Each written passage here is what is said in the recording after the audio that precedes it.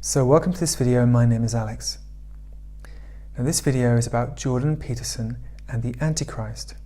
And I do not believe Jordan Peterson is the Antichrist. Far from it, in fact. I value Jordan Peterson immensely. I respect him immensely. And the reason why I value and respect him so much is because he clearly cares deeply. He obviously cares very much about all human beings. And you know, what we need on this planet now is more people who care, more people who are concerned about the welfare of others, because that's what makes life, or makes the world a better place. The more people that care, the better. And of course, the more people that don't care, well, then we start to find ourselves as a race in some very difficult situations when people stop caring about each other. And people's plights go unheard, people in suffering just get ignored, and that's not a good thing, because it's our job to help each other. There are some people in some very painful and difficult circumstances, and it's our job as their human brothers and sisters to do something about those in need, or do something about those who are being victimized or abused, or to bring some attention to their plight so that we can help them in some way. So for me, it's vital that we care more. And that's why I value Jordan Peterson. I respect him so much, as I said, because he cares so much, and it's clear that he cares. You know, he's regularly brought to tears. So deeply does he care about the suffering of others, and so deeply does he feel the pain of other people. So he obviously has a very sensitive and empathetic heart, which is a very valuable thing. So the reason I called this video Jordan Peterson and the Antichrist is because I've watched a lot of his videos over the last few years, and I haven't really heard him speaking about the Antichrist. Now, I may have missed a video, I may have missed something he said about the Antichrist, but it is one thing. It is one thing that I'd actually like to discuss with him. I'd like to discuss the Antichrist with him, because I've been studying the Antichrist very closely, and not specifically the biblical understanding of the Antichrist. And so for those who don't know, the term Antichrist isn't used very much in the Bible. The term man of lawlessness, I believe, is more used for this, or the man of sin, for this figure who will arise in our society when things are turbulent, when there seems to be chaos all over the world. A man will arise and he'll put himself forth as a leader, and he'll be a very charismatic, intelligent, well-spoken, powerful man who will encourage people to get behind him, who will seem like the man who has the answer for all the problems, all the suffering, all the trouble and strife in the world. He will step forward and seem like a man who can take charge and who can protect the human race from all sorts of threats, and who will lead with strength and courage and determination. However, he will be a deceiver. This man will not be the loving, caring man he shows himself to be. That will be a performance, an act. So he will display himself as a man who cares about the people, a man who really is full of gratitude and love and humility, but it's all an act. So this man is an actor. This man has to be an actor, because he is going to win over the majority of the population of planet Earth. Most people are going to think he's a good guy. A bit like Hitler in Nazi Germany, you know. So many people were inspired by him and thought that he was the man to make a difference, to change the fortunes of Germany.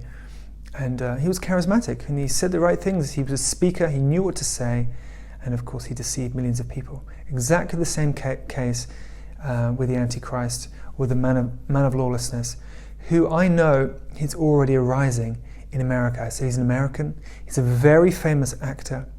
In fact, he's the most popular actor in the world, in my opinion, of what I've seen of him, and what I've seen from how many followers he has on Instagram, and how many people just adore him and love what he says. So he's using the media at the moment, or the media is kind of supporting him, to present himself as just a great guy, a man who really cares, a man who's really giving, a man who's selfless, a man who's got a sense of humor, he's got a great personality. He just seems like the most lovable, kind of friendly, caring, nice man, and he's also a leader. This actor is kind of moving into the political realm, and he's announced that he would run for president if the public wanted him to. And he's also got a TV show, a national TV show all over America about his younger years, and in that show he's running for president in the future. So this is propaganda through and through. I mean, I know propaganda when I see it. So this show is propaganda to sell him to the American public, so that to endear himself to the American public, and so they all think, wow, this man would be a great leader, this man is the solution, this man would really take our nation forward because he cares, he's strong. So he's been prepared for this role, without a doubt. As I said, I know this particular agenda and the machinations of it, and I've been following this man for a very, very long time, so I know very well what I'm talking about. And I know that this is the man because I've seen all the propaganda that he puts out, and I've seen the subliminal messages that go out regularly in his posts on Instagram and on Facebook. And so this man is present. The Antichrist is present. And as I said, I'm surprised Jordan hasn't spoken about him, or spoken about the figure of the Antichrist, because of his great understanding of totalitarianism, and I believe of Nazi Germany specifically, and the rise of totalitarianism and kind of the psychology of it. I'm very much into the psychology of what makes people go in certain directions, what makes them follow certain people or believe in certain people, what makes them so easily led and influenced. So I would love to have a discussion with Jordan Peterson. If he's watching, now this is very unlikely, but Jordan, if you're watching, I would love to have a discussion with you on the figure of the Antichrist, and or the man of sin, the man of lawlessness, and how the media is preparing the young people. Because this is what happened in Nazi Germany, of course, with the Hitler Youth, that from the 1920s onwards, then Hitler was selling himself to the young people, and he was indoctrinating the youth so they would grow up and see things exactly as he saw them. They would grow up with the same attitude towards the Jews. They would grow up feeling the same way as he did. So they were very thoroughly indoctrinated. And Hitler himself said, "He alone who owns the youth gains the future." That's a quote from Hitler. "He alone who owns the youth gains the future." So he was very aware of the importance of indoctrinating the younger generations, because he knew that in 10, 15 years' time, then they would be his army who were devoted to him, who would see him as a father figure, and who essentially would just follow his plan, his vision, because they felt the same way he did. They had the same mentality. Their mind was almost like a replica of his mind. He had succeeded in kind of passing on or projecting his ideology into the minds of millions of young people, and they grew up and they became the Nazi army. So the same thing is happening right now in America and across the world, but with this one man is really getting everybody onto his side. And as I said, with this television program, which is all about himself, all about his younger years and how he was such a lovable, mischievous young man, this program is endearing him to the whole nation, at the very least, or anywhere else where this program is being shown. And he's building an army of young people. Now, I don't know if Jordan's very aware of what's happening in the young people's media. I mean, I follow very carefully, or I analyze very carefully the messages that go into the young people's TV programs, and just recurring themes, recurring messages, because there's a lot of very dark recurring messages in a whole load of children's programs, very popular ones as well. And some of these programs are even glamorizing Satanism and make it look really cool, openly, by the way. They're not hiding it. There's a program called The Chilling Adventures of Sabrina on Netflix, which openly celebrates hell and openly celebrates Satanism. So the actors regularly say, "Praise Satan," and it's really brutal and really violent and really spiritually dark. But that's just one example. There are many examples in children's TV and of course in the pop industry. If you look carefully, especially with the blossoming fame of Billie Eilish, how much Satanism has now come into the pop industry. And it's not just Billie Eilish. I remember one week, about a year ago, where there were 3 or 4 albums and songs all called Hell. One was called Raising Hell, that was Kesha. One was called Good as Hell. Then there was All the Good Girls Go to Hell, Billie Eilish, that was 3. And then there was the album by, what's his name? Scottish singer called Divinely Uninspired to a Hellish Extent. Very well promoted. So that was four singles and 1 album, all in the same week, all in the charts. And you may think that's a coincidence, but of course I've been researching the media for over 20 years. And so there is a very clear movement to push the darkness and sell the darkness, sell it as glamorous, sell it as exciting.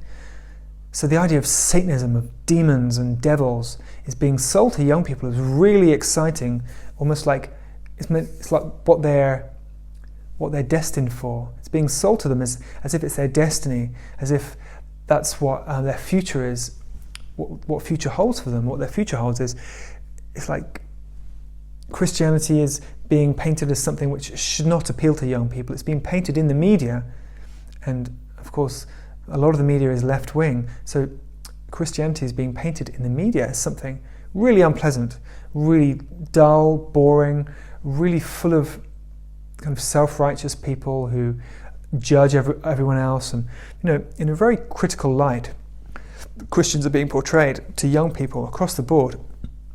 Now, at the same time, Satanism is being sold as really exciting, really cool, really empowering, and this is not accidental. As I said, I've been studying the media very closely for 20 years, and slowly, the bar gets pushed back a little bit. The line gets drawn a little bit further back until more and more things become okay, more and more things. So now we're at a stage where you can make a pop song, you can sing a pop song called All the Good Girls Go to Hell, and the first line of the song can be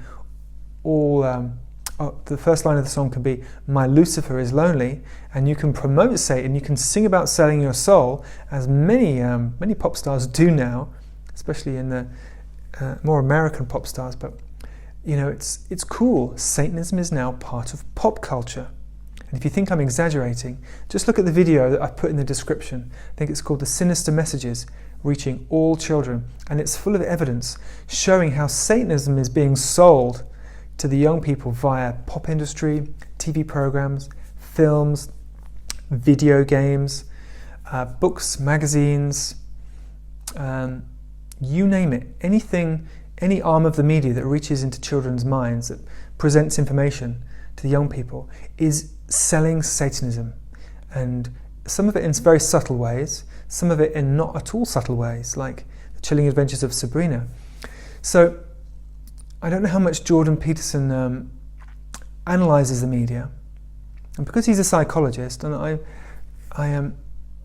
have a great psychological interest as well. I've studied this area, not professionally, but since I was 20, I've been studying my mind and learning about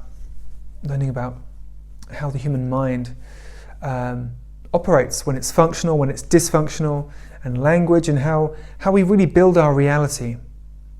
And so I'm a great lover of psychology, and I really see psychology at work in the media, especially with the propaganda. There's so much psychological manipulation, and it's for a purpose.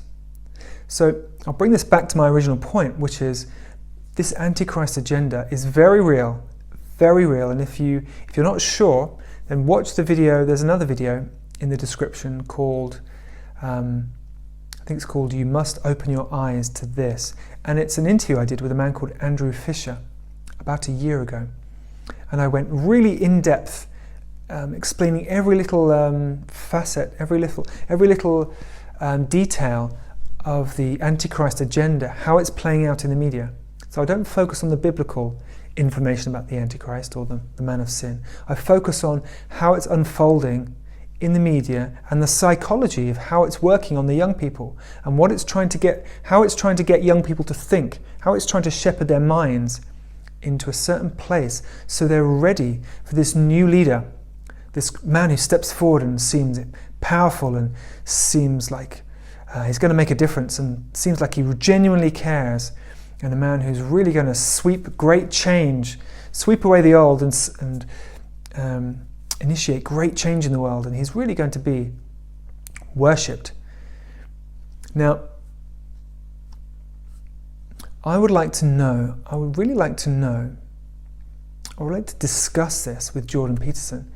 Now, of course, it's wishful thinking that he might see this video, but I pray to God that somehow this video will reach him, or somehow get the message from maybe someone who's watching who knows him, that this is a really serious issue. The Antichrist agenda is a very serious issue. It's not just a story in the Bible. It's actually happening right now. This man is actually endearing himself to millions and millions of people. He's actually stepping forward into the political realm. And I do believe he will be in a position of power, political power, very soon.